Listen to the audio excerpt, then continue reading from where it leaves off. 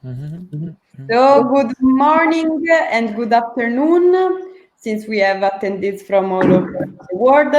Welcome to the 7th edition of the FriDAI Brunch, which is a series of easy peasy events where we talk about in Web3 topics.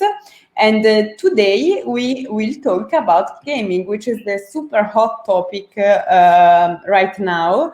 With the three very special guests today. We have Mariano from Maker Foundation, hello Mariano.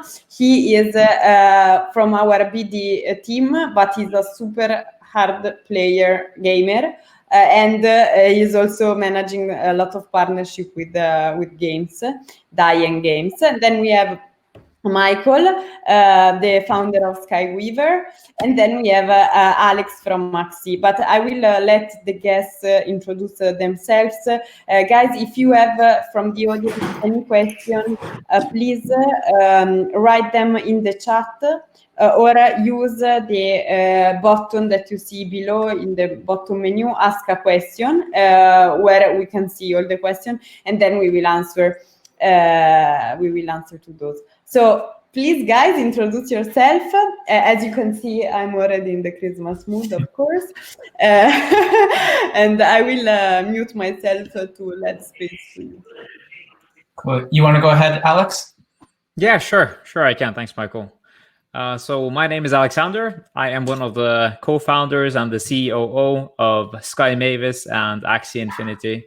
If you guys are not familiar with anything that we do, to keep it very brief, we're making a digital pet universe where you can use your game characters called Axies in many, many different games that we're creating, and then eventually we'll turn that into a virtual world.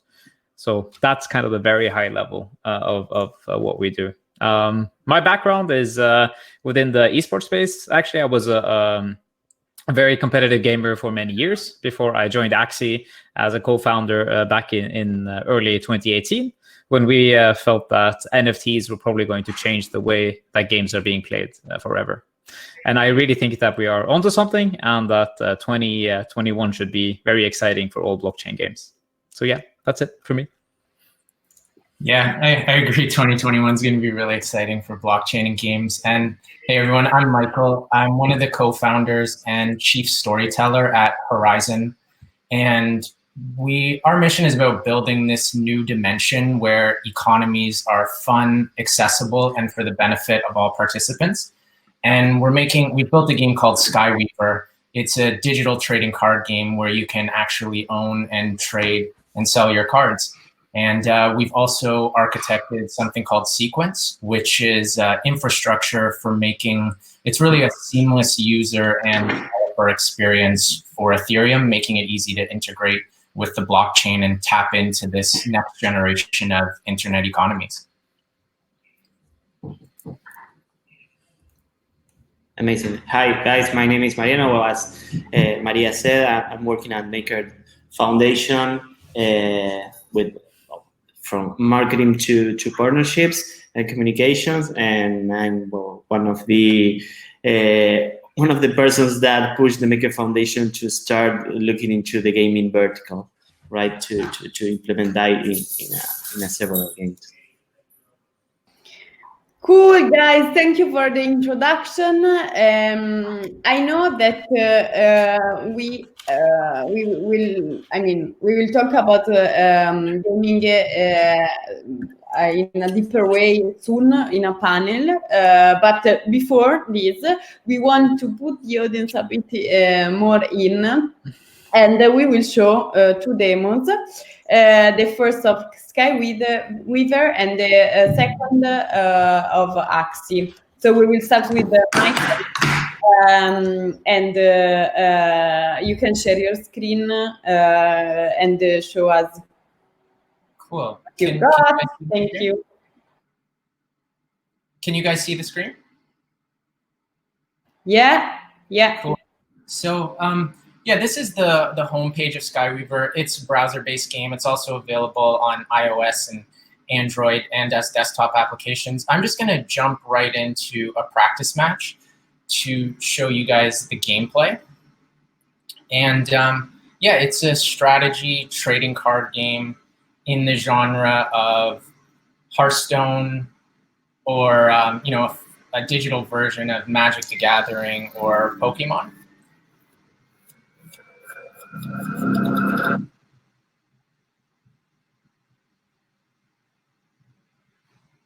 And so I'm not sure what the frame rate is for you guys, but hopefully it's coming through clearly. And at the start, you pick four cards to start your hand with, and there's two different game modes. You can play Discovery, which means you're given a random deck, or you can play Constructed, which means you construct a strategic deck based on cards that you own. And of course, these are blockchain cards that you can trade and sell in the market. And the goal of the game is, of course, to defeat your opponent. I'm playing a bot right now, so my goal is to bring their health down to 0 in order to win the match. And it's a turn-based strategy game. Each card here has different mechanics. So you can see my character, Amalgam. He has this death feature where if your hand size has an odd number, you draw a card.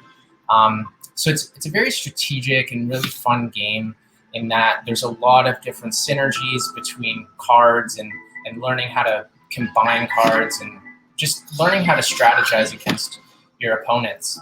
And we have 500 unique characters in the game, whether they're cards or spells, and each one has different mechanics. So there's really a ton to explore, but we've also made it incredibly easy to learn. So there's a tutorial in the game, and just guide the player along. So even though there's a ton of depth, make it easy to play. So I'm just gonna cast a few cards here to show you guys kind of the gist of it. And I'll just, since we're doing some quick demos, I'll just concede the match.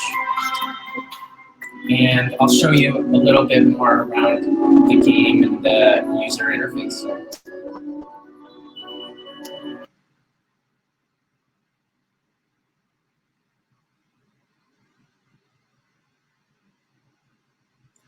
So over here is a market where it's a decentralized exchange, actually built on a protocol we created called NiftySwap, inspired by Uniswap for those who are familiar. And these are all cards that I own. So I'm on the sell side of the market. I can also go to the buy side of the market. We have an automatic market maker, so it's easy for players to buy and sell cards. And you can see here, like, I can expand and look at more details of the card and its abilities. And so I'm going to go ahead and add Charmling to my sell order, and then Engine Blade. And I'm just going to go here and click Review Order. I can adjust the number of cards I want to sell. And this will actually all be denominated in DAI. Right now, we're on testnet, so we have just a test currency there. But yeah. Yeah, I see it's a beta there. So you will use DAI, right, in the marketplace? Yeah, exactly. And that's just to make it easy for gamers to, they have a currency that doesn't fluctuate, so they don't need to learn about ETH or anything, right? And and then there's a worldwide leaderboard where if you rank highly on it, you actually win tradable cards that you own. And then, of course, you can just go into the marketplace and buy and sell those. We have a wallet integrated right into the game. It's actually a smart wallet. The one you see here is just our test version. We're upgrading to the Sequence wallet when we go live on mainnet early next year. And yeah, you can see your player profile and your stats and everything, and your card library.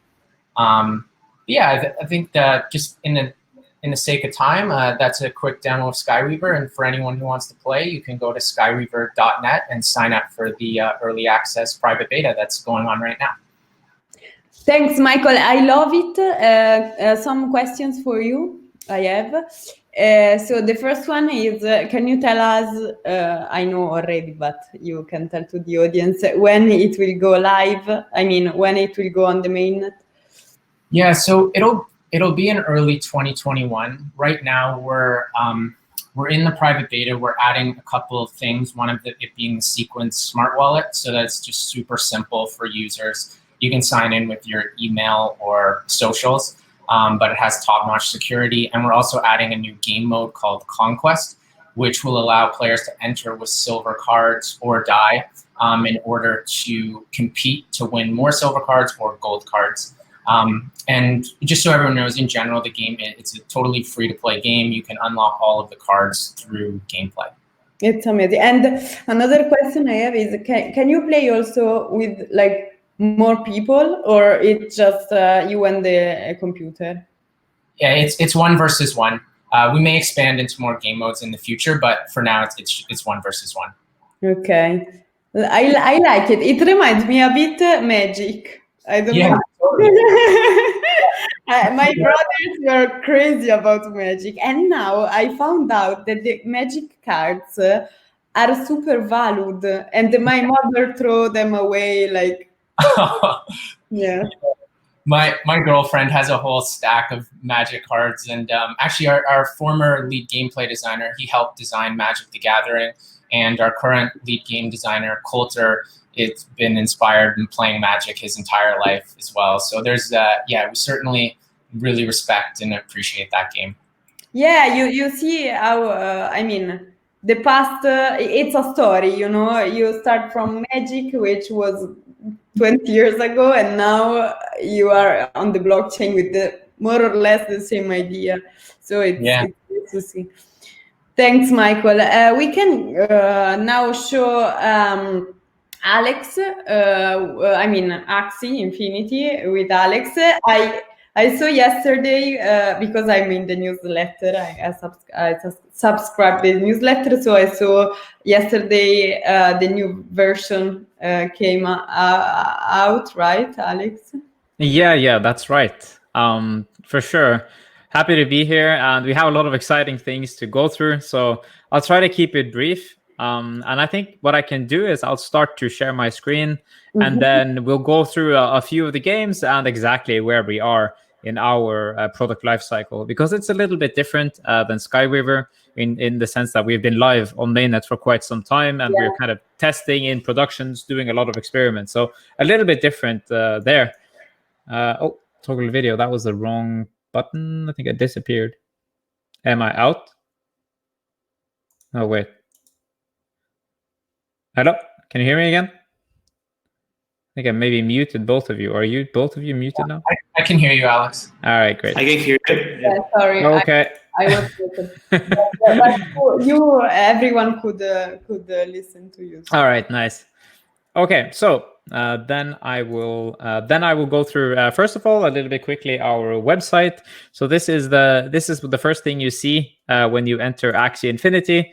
Basically, it's supposed to show a little bit of everything that we're trying to do. That it's a little bit of battling.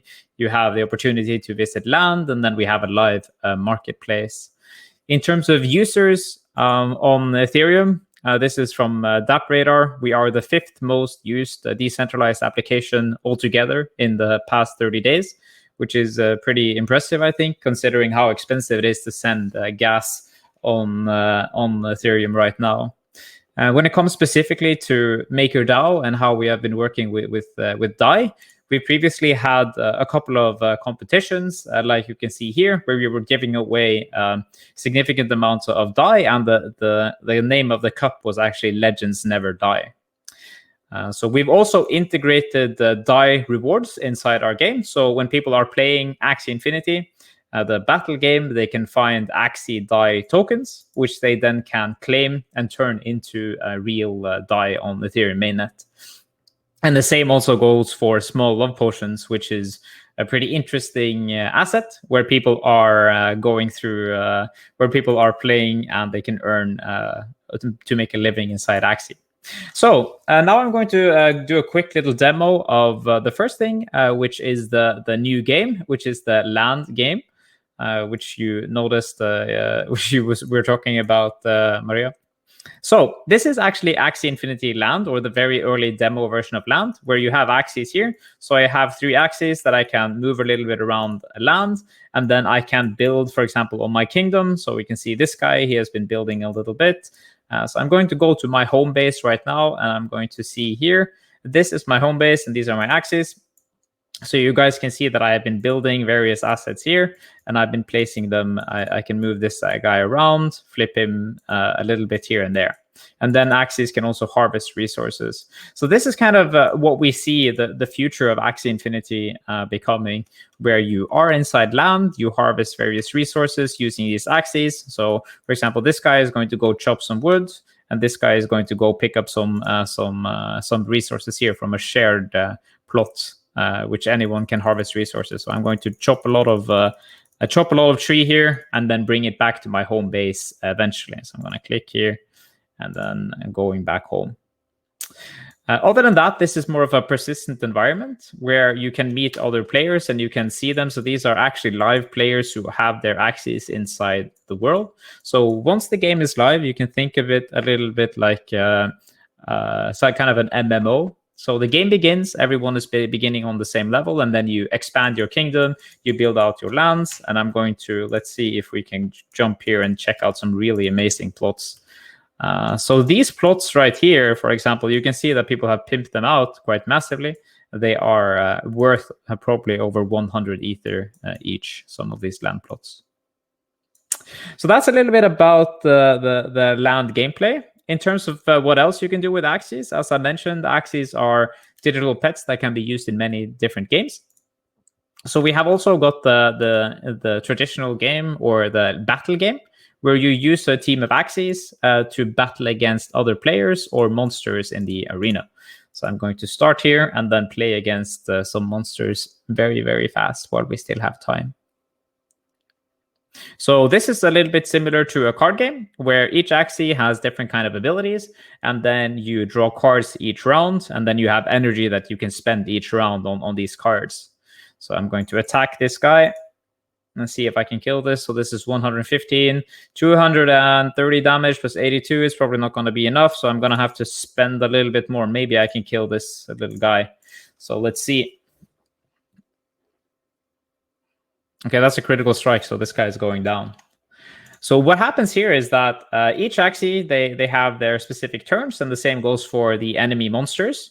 So this guy is attacking my guy now. Hopefully he can survive. Yes, he did survive, so that's round number 2. Once you're finished with this game, you can probably get some rewards. So for me, I am actually going to concede because we don't have too much time. But if I did win, I would get some small love potions, which I then could sync here. So if I press sync here on our website, it interacts with Ethereum mainnet. I have to interact with a smart contract, and then I can claim this as a tokenized reward. And we've seen some very interesting things happen with that inside Axie. So yeah, that's a very brief and high-level introduction of what we do at Axie Infinity. That's amazing. That's amazing. And you have the wallet integrated, right? Oh, he disappeared. Wait. Yeah, let me invite Alex back on the screen. I think he closed the window. But yeah. I'm back. Yeah, I mean, crowdcast is easy, but sometimes Maybe not. yeah, because people are not used to it, but it's user friendly. But I wanted to ask you something. So so you show that you have the wallet included. It's integrated, right, in the game? Yeah. So right now we are using MetaMask in the sense that everyone who wants to play Axie right now, they have to jump through very hard. It's very hard to get started. So you need MetaMask. You need to own Axies to even just play the game. And even still, we're seeing massive amounts of traction. So what this tells us is that there is a massive opportunity here, especially within play-to-earn type of games and blockchain games, because people really love to, especially kind of make money inside games, but they also have a much stronger emotional connection to the game assets that they really own. So, for example, people are spending $130,000 on the most expensive Axie, and it's kind of hard to justify that from a standpoint of you are going to make money inside a game. So it's more emotionally driven when you're spending so much money inside a game for a game character.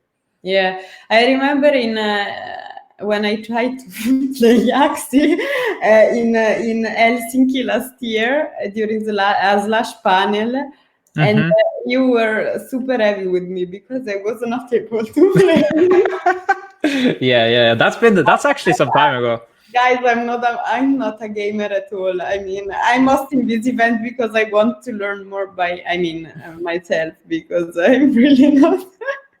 Yeah, I realized quite fast that you weren't a gamer, but I mean, in the end, we have to make the game very easy for all kinds of people. So it was a good test. I mean, from now on, whenever we are designing something, we try to make it Maria proof. So even you should be able to play it. But it's not quite ready yet, but soon Maria proof. I'm like my grandma, because I always say that I will be good in my job when I can when my mom will understand perfectly what I do. And she hasn't yet, so let's maybe one time, maybe soon, hopefully soon. That's the only way we can really make this a mainstream, make this happen for the mainstream. But yeah, it's pretty exciting to especially be on the bleeding edge here, and of course we're paying attention to other games, and excited to see what Skyweaver are doing, and there are other parties too who are doing things that are quite exciting in a different manner than we are. So but yeah, I think as I said, next year should be quite exciting for many different reasons. So I think we can start with the panel. So I will enable again the camera of the poor Mariano, who was hello Mariano, can you hear us? Yes, I can hear you perfectly. Cool. So basically, I will start with Mariano with our panel, because Mariano, as I said before, I know that he is a really hard gamer, is a passionate gamer, and I think that he was a gamer also before blockchain. So my question is, why do you think that blockchain games are getting so popular, and what are the benefits for the user, for the mainstream user? I'm not only a hardcore gamer. Also, in fact, I founded a game studio back in 2010 that I had for years. We were building mobile gaming at that time.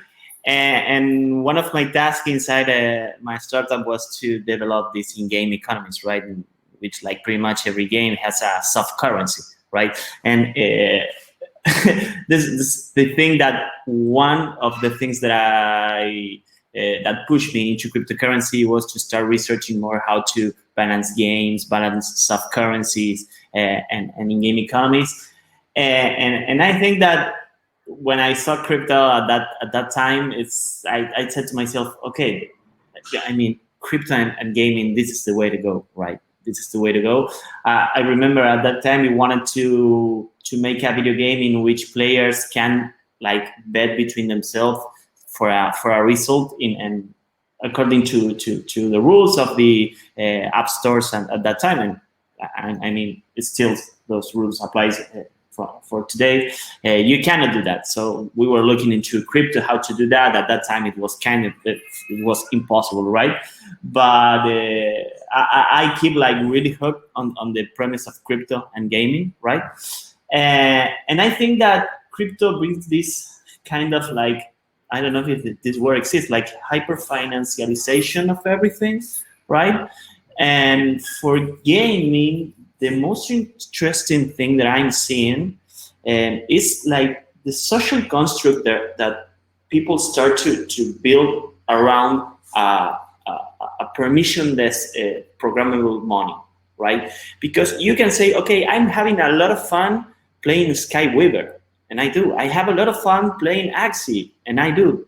But, for example, one of the things that I'm starting to see, I have, for example, a lot of friends in Venezuela, and you will be amazed.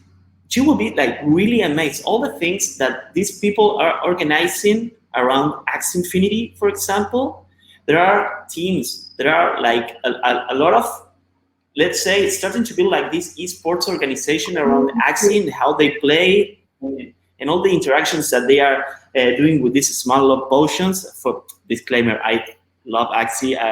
In fact, I participated in the initial Axie offering back in the days, But yeah, I'm really into Axie, and I'm seeing like a lot of things happening in that regard. And I'm pretty sure that when Skyweaver it's on mainnet, similar things we are going to see in that regard. Another game, for example, is so rare. It's kind of like a fantasy football league that you have these cards, and they are becoming really popular. But the cool thing is not only for the game, it's all the things that are built around the game and the permissionless programmable money is allowing, right? Yeah, I agree. It's like Harley Davidson. I mean, it's like it's like you create a community around the game, and this is really, I think, a value added of the in general about the internet-based game, right? But blockchain in particular, and I want to ask Alex if he has something to add, and what has changed since the very beginning of the blockchain gaming, which was in 2018. What has changed? I think that the gaming is moving very fastly in the blockchain, but I want to hear from an expert. Yeah, actually. Thanks, Maria. I mean, sure. I think maybe to start, I'll say a little bit about what Mariano said, especially related to Axie and what is happening in Venezuela, for example. And what we're seeing, that Axie is more than a game. It's actually evolved into kind of a job platform where people are now living inside the game, and they are harvesting these resources, and they are adding value to the network in other ways than just being a player, right? So what is the value of one player? You have to consider, like, maybe these Venezuelans, they can't spend too much money, but the fact that they are telling their friends, the fact that they are chatting, the fact that they are also contributing to the community, that in itself has value. And that also means that we can attract new players, right? So that's kind of an answer to why things are maybe a little bit seem unsustainable, but it is actually a little bit more sustainable than what you would think. So when we are thinking about what's happening right now in comparison to 2018, nothing much in terms of infrastructure. I actually think it's just more understanding in terms of the game studios who are in the space right now. So once things started out, there were so many new game studios that were founded because they wanted to seize this opportunity. Because traditional game studios with existing IPs, they have so much to protect. They don't want to give away their value to the community and to the players who are playing the games. So there is no incentive for them to get started. So then you have all these new players entering the space. They want to be aggressive. They seek change like any startup. And that takes a long time to build, especially within gaming, because you're trying to change not only the games, but you're looking at the philosophical level. So what does it mean to own something and then play to earn in terms of economies? What is actually a player-owned economy look like? So there are all these things that are taking time, not only to mature for the players, but also in the minds of the developers themselves. So that's my answer to what's changed. But for 2021, I think we'll see significant changes on the infrastructure level as well, which will then open up some opportunities for the traditional parties if they want to seize this opportunity that's clearly here. Cool. Thank you, Alex. I now want to ask something to Michael, because Axie, as we already said, is there since basically since the beginning. I mean, it's more than 1 year, but we don't know much about Skyweaver. So I want to ask you why you decided. I mean, it's a connection with the questions that I made just now. So blockchain games is growing a lot. Gaming is growing a lot. And why did you decide to launch a game now?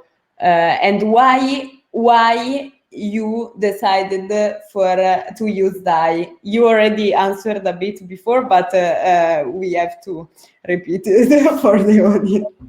Yeah, totally. So, I mean, it was actually back in 2017. I had the fortune of meeting my co-founder and our CEO, Peter.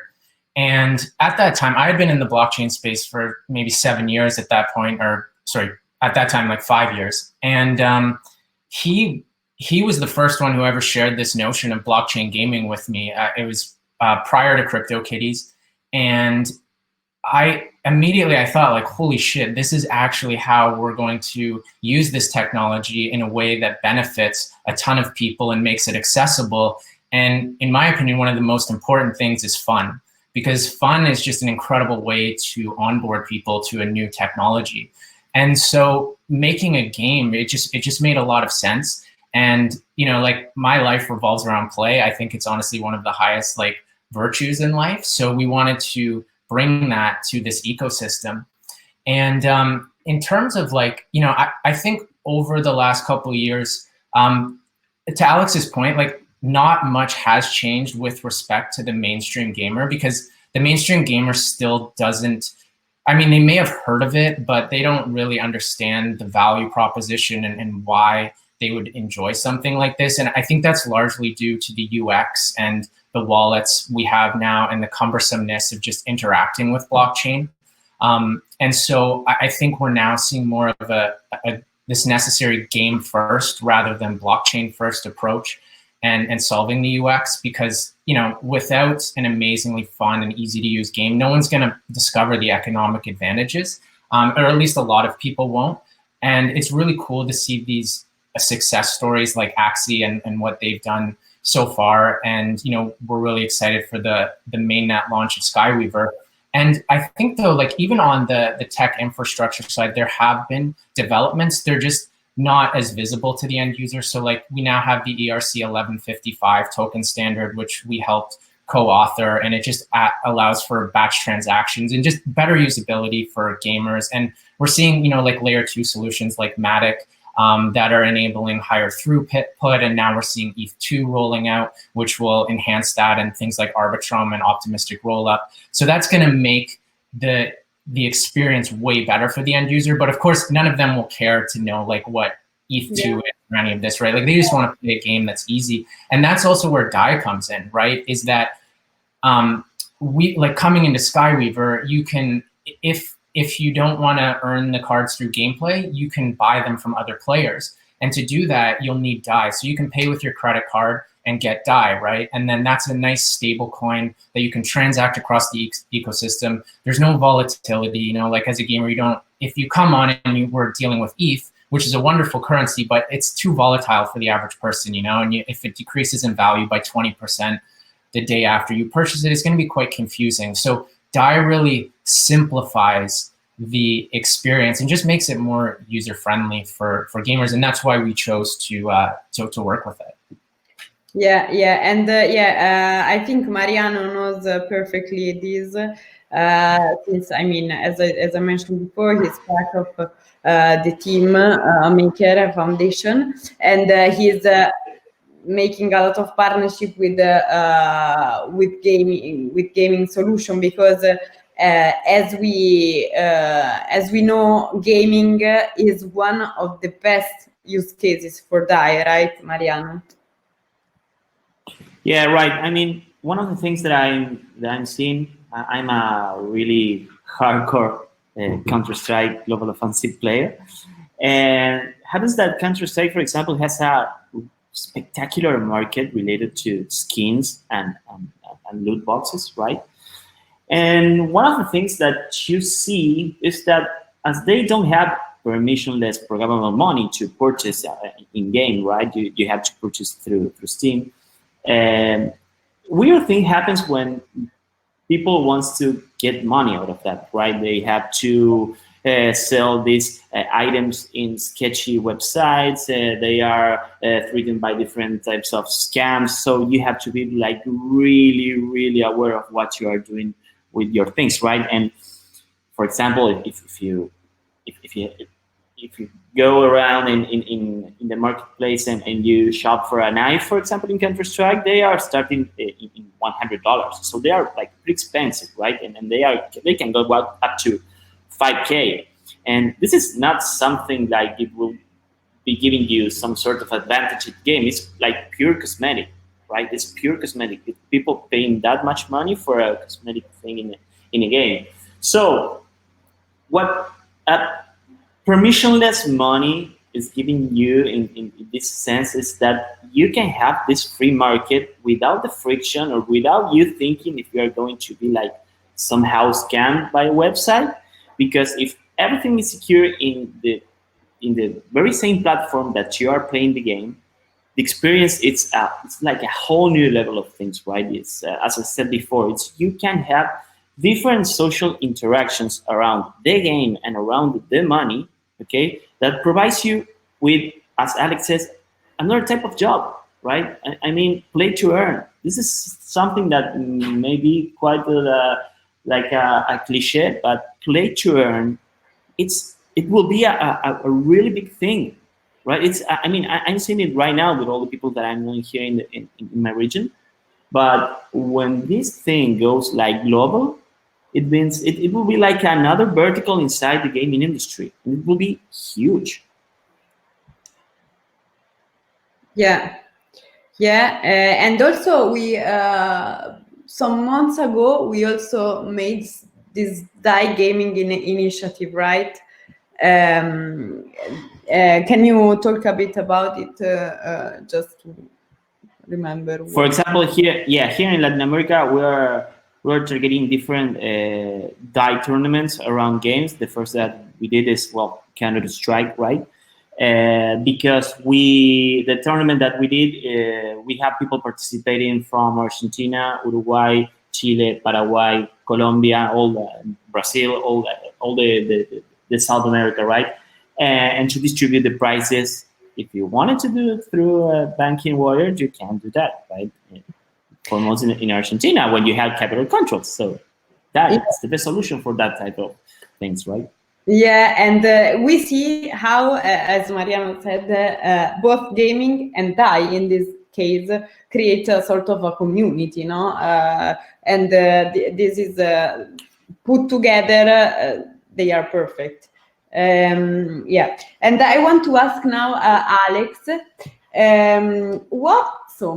we heard, like in the last months especially, about IL farming. So do you think IL farming is better suited for games? How do you think? How do you see the connection between the two? You meant the yield farming? Yeah, sorry. Yeah, yeah. I was like, I come on, guys. Okay, I mean, you are Italian, but yes, there are some excuses there. In any case, yeah, for yield farming, especially related to DeFi, I think it's okay. I mean, it's a great growth strategy, and we've obviously seen how effective it can be. But I think liquidity as a moat for some of these DeFi projects, it doesn't really make much sense, because liquidity is greedy and always goes to where the yield is highest. So the second you are finished with your yield farming strategy, you probably lose out on the illoyal farmers who are just there to capitalize on those gains. So for gaming, I actually think it makes much more sense, because you can distribute tokens from your platform as long as they have some kind of fundamental value, like the token in our ecosystem, which is called Axie. So what this is a governance token that has a future promise to some yield inside the game if you are playing and voting and doing some other tasks.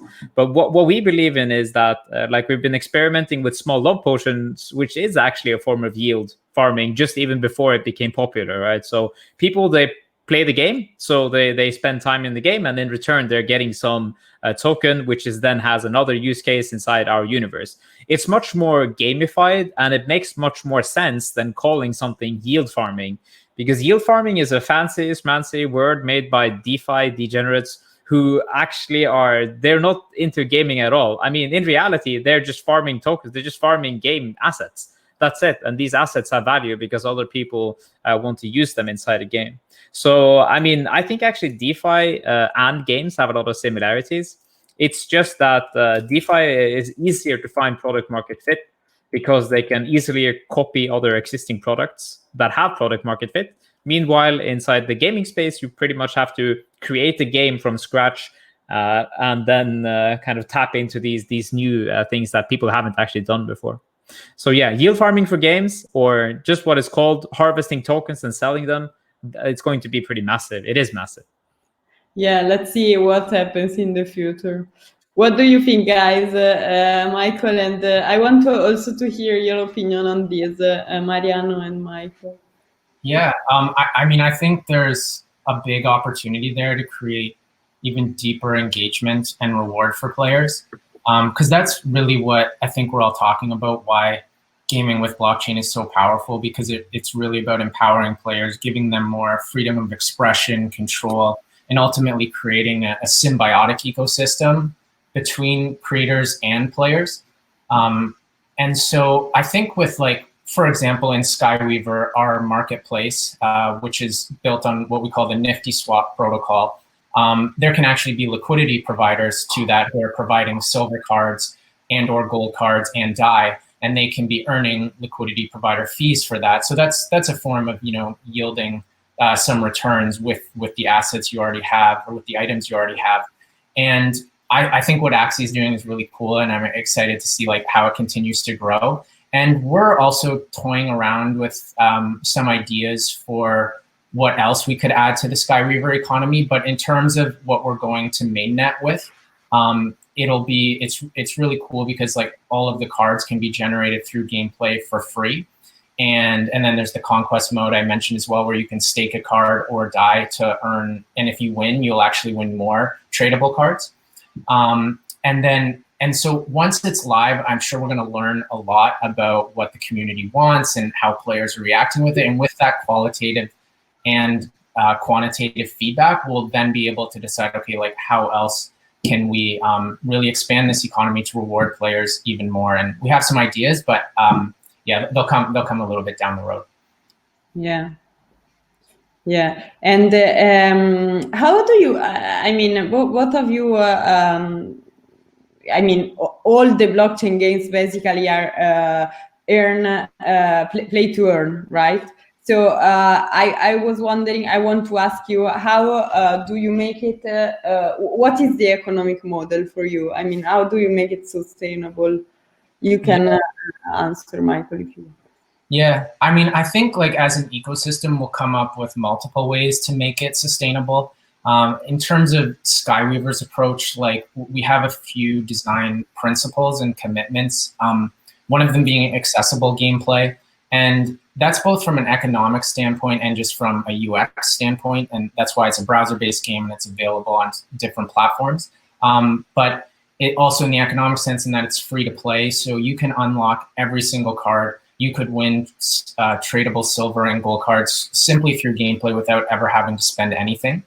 And so that's really rewarding for players. And then, of course, needing to have like sinks and faucets in the economy. So, for example, silver cards that you can win through the ranked leaderboard in Skyweaver. So by ranking highly in the game, you're essentially burning them to enter conquests. So then that's helping regulate the supply and the demand of cards, and preventing against things like hyperinflation. Also needing to prevent against destructive forms of botting. I think some forms of botting are okay and they can make the ecosystem healthier, but you need to, if it was just easy to like mine a coin by playing games, people are just going to bot the hell out of that, right? So you need to think about how botting will impact the economy. And just like also for us, we have this philosophy of what we call being non-predatory, which to us means not selling loot boxes or card packs. Like we want people to know what they're purchasing because we think we owe it to them, and we think like kind of that's the way of the future of gaming. And then another thing with Skyweaver is that all cards are eternal. So we never are going to take a card out of the game, right? We will modify cards, like nerf and buff them based on community sentiment and based on the data. But if you own a card, like you have that forever, right? It's persistent. Yeah. And so in addition to those principles and like really like rewarding players for being skilled at the game or making other contributions to the game. And then I'm sure we're also going to iterate and expand over time to make it even more sustainable. Mm-hmm. Yeah. And what about Axie, Alex? Which is your? Yeah, so we have a little bit of a different approach. I mean, I do respect what Skyweaver were trying to achieve. My personal opinion is that it could be hard to make it scalable, because we spent a significant amount of time thinking about how do you actually incentivize people to play, and when they're playing, the tokens that they earn, they have to have some kind of fundamental value. So in Axie, we're also going down the free-to-play route. That's kind of a given, and the way that we see that is those who are free-to-play players, they will be able to play and spend and have fun. So they are motivated simply because the game is fun, that it has to be fun, but they can spend money like any other mobile game or any other game if they wanted to. And then we're quite simply, instead of taking that money and putting it into the balance sheet of a normal company, we're putting all of that money into a smart contract wallet, which then again is controlled by the token holders of the access token. And then when you are playing the game, if you own the access, or if you've actually put more money inside the game, if you are interacting on a deeper level, you will have a chance to actually earn these tokens themselves. And what we think is that will drive a very interesting feedback loop for people to see that something amazing is happening. Maybe you've spent some money, you want to play the game, you want to engage even deeper, and you see that there is this incredibly rich economy that's under just a very simple game that you're playing. So for us, we see these initial games as very simple user acquisition for the broader kind of game universe that we want to create with Axie, which is much more than just one simple game. Many different games and kind of a virtual world from there. But all of it has to come from, like, not everyone can have ROI immediately. Like, I don't think that's sustainable. It has to be, some people just want to play for fun. They want to hold assets, and they don't want to sell them immediately, right? That's just the way the economy works. If people are kind of putting in something and they want to take it out immediately, then there is no bigger pie that's actually being built. The fact that people want to hold something, that in itself brings value to an economy, because it's like when you look at the market cap for something. If everyone was selling at the same time, I mean, I doubt there would be buyers for that entire market cap. That's kind of the way that we are looking at the market cap of Axies and Axie Infinity as well.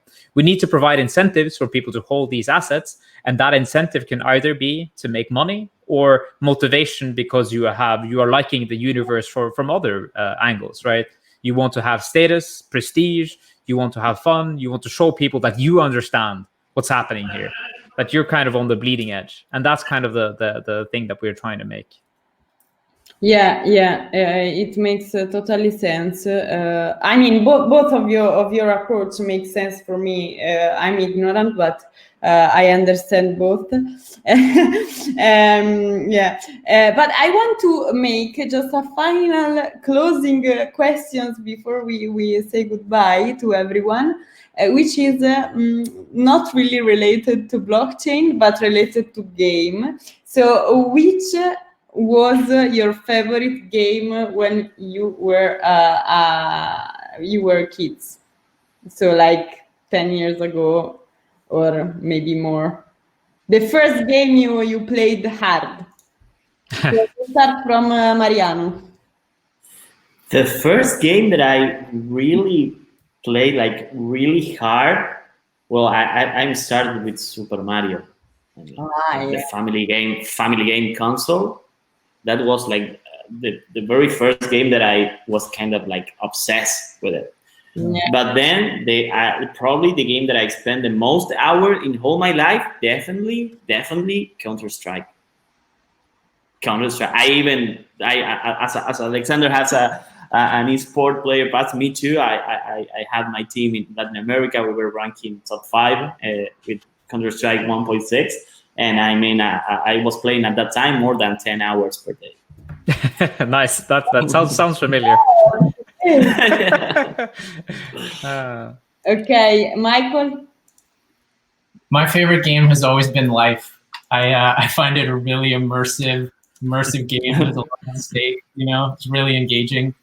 And that's how I've always perceived Life, is this incredible open world video game. And I think that blockchain is adding like another dimension of reality onto this. And interestingly, in terms of video games, one of my favorite games conceptually was The Sims. I didn't actually like it so I didn't actually like it as much in terms of playing and practice, but I love the concept. Yeah. And I also really loved Roller Coaster Tycoon and a lot of the different sports games, and like Kirby's Pinball, Sonic the Hedgehog, a whole bunch of them.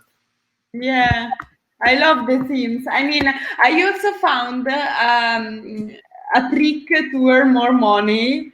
Like, yeah, and I built these amazing houses, and I love it. Yeah. That's awesome. And you, Alex? I have a few of my favorites. So, but my gaming career is Super Mario World from the Super Nintendo. I played that a lot, and then Zelda: Ocarina of Time, one of my favorites. Diablo 2, played that a significant amount of Diablo 2, grinding items. Warcraft 3 was kind of when I became a competitive player. I was on the national team of Warcraft 3 in Norway, and then Dota and Dota 2. That's my gaming career. Amazing. But nobody of you guys play this sports stuff like NBA and. I did. Yeah, I played NBA and FIFA and NHL. Yeah, my husband is crazy about this. So, like, Yeah. NBA. And now. I played Pro Evolution Soccer. Okay, guys, it was really, really interesting for me because, as I said several times, I'm a bit ignorant about this topic, but I learned, and I want to thank you again very much to be here. I incentivize everyone to share this link since the same link will be the recording, so you can rewatch the event. And also, I want to redirect everyone to our website where I linked here, where we are also hiring. So if you click on team, join the team, you can see the open positions. And we are an amazing team, Mariano, me, and the rest of the Maker Foundation. And I say you goodbye and happy Christmas, Merry Christmas. Yeah, guys, if you want to put links here in the chat, you can also when we finish the event, and we will see with the 8th edition in January. Thank you. Okay. Thank you for having us. Thank you. Bye. Bye.